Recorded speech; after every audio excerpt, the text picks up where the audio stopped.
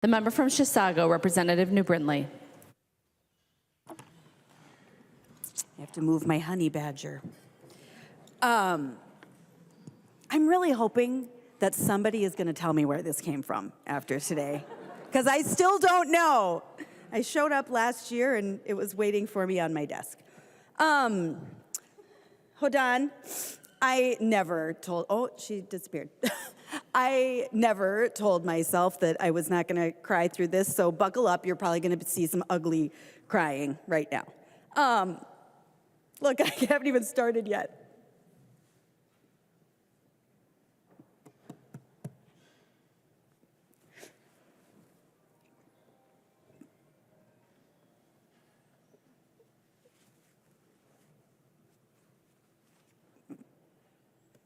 I'm not going to talk about politics or policy today,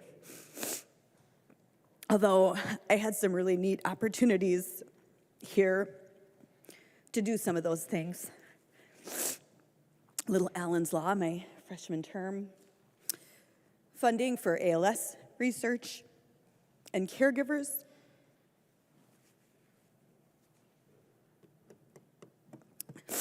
I never thought I'd be here. I'm one of those people who literally half my life I spent volunteering and eventually working to help elect other people. Because frankly, I didn't want to be here at 4 a.m. or midnight or anything else. I wanted good people to get elected, so frankly, I didn't have to pay attention. That was my grand plan. And then in August of 2016, I knew it was no surprise, my predecessor was getting kicked off the ballot. So there was going to be a special election. So my seat was opening up. And I went to my husband, and I told John that this was happening. And he said, I don't know why you wouldn't do it. Although I guarantee nobody in this room could have understood him because his speech was so slurred. And I said, John, I can think of 1,000 reasons why that is a terrible idea and why there is no way that we can do that. And a week later, he passed away.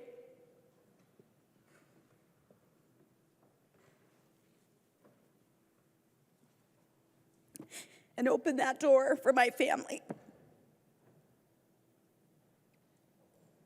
And I will never believe that those things are not connected. So, I was elected on Valentine's Day of 2017 and quickly sworn in and assumed my seat right here in front of me next to Representative Paul Torkelson. And I tell you what, if you do not yet know Representative Paul Torkelson, that is a real shame. Because we would sit here and we would laugh until we cried on this House floor in the majority. And I've told many, but we were in the majority at the time, which I assure you is way more fun. But we would sit here and as the minority did what the minority was supposed to do, and talked and talked and talked and got us fired up, and I would be sitting here and I was chirping in his ear about how terrible this was. He had a little Post-it note in his desk, and he would pull it out and he would set it on my desk, and it said one thing, 68. He said, Ann, we got 68 votes, don't worry about it. And so Paul was responsible for keeping me quiet for my first 2 years here in the legislature.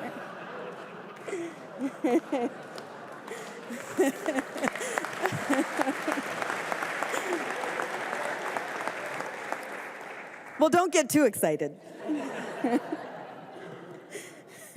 Because then in November of 2018, Speaker Dowd saw something in me, and when we went into the minority, he appointed me as his deputy leader.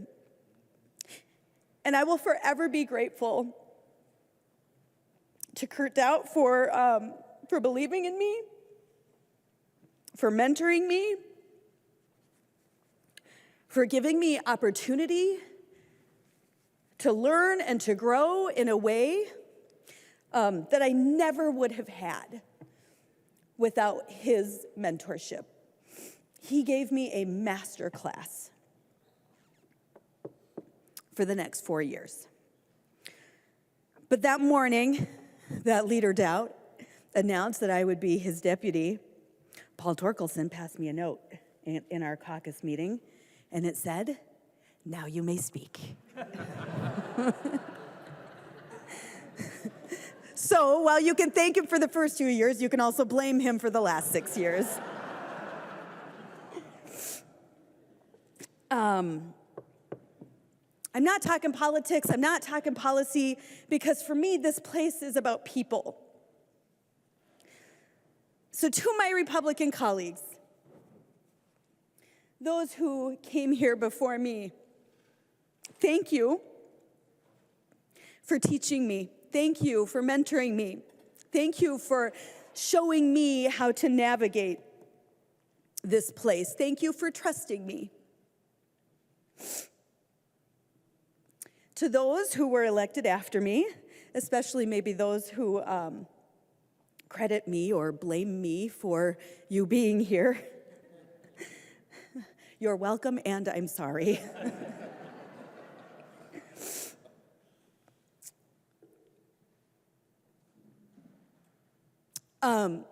Thank you for being in the trenches with me, because there's no team that I would rather have spent the last 8 years with. Thank you for that. Heinz, Drizzle, I can't start naming names. It's going to be a problem. To my Democrat colleagues, thank you for those who have chosen to work with me, or at least laugh with me. Carly, I know you enjoyed that.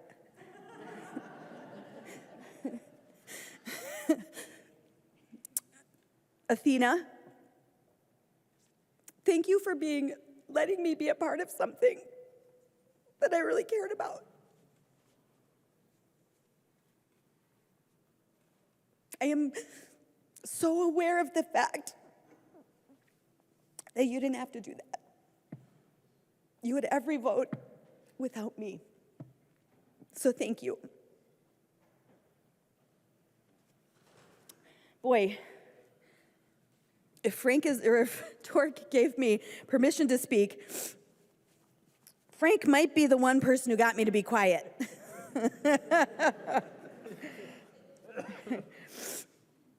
Frank, thank you for funding Highway 8. You all may probably credit him and thank him for making me feel like my work here is done and I can leave. To my staff, and I claim them as my own,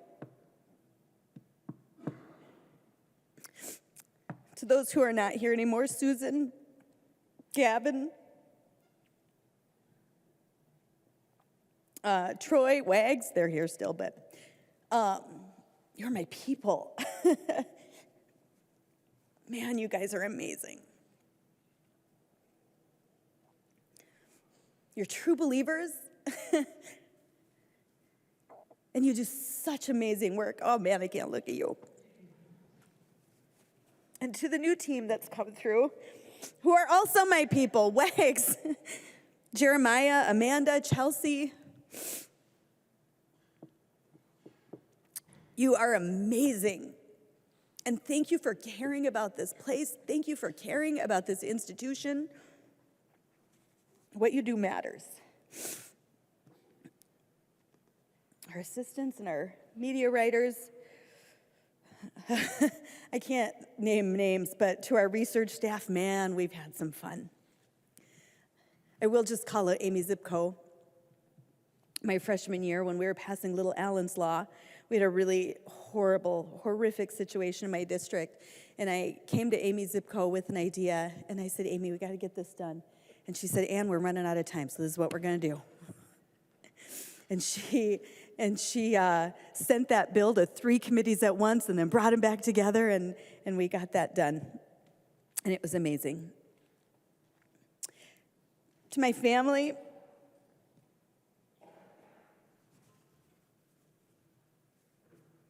to my kids,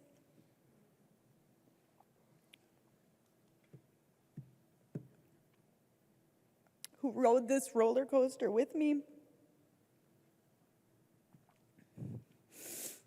Some of you may remember that my first term, my first session, I was still homeschooling my kids. And especially my youngest, Katie, she was down here with me a lot, and we would pull up a folding chair, and she'd sit right here with me on the floor. And then she'd go in the retiring room, and Bob Lunan would play blackjack with her and teach her how to do fast math.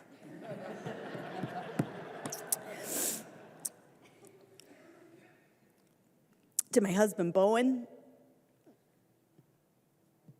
man, a lot has happened in 8 years, who has been incredible and supportive. Whew, okay. I tell everyone outside of this building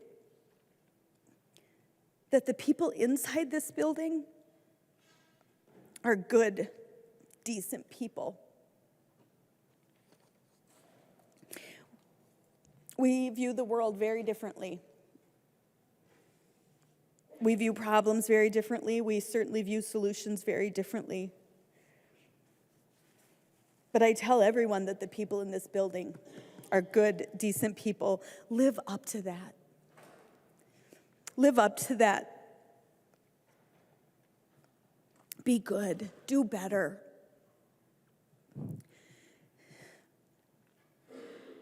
Navigate this place so then when it's your turn to leave,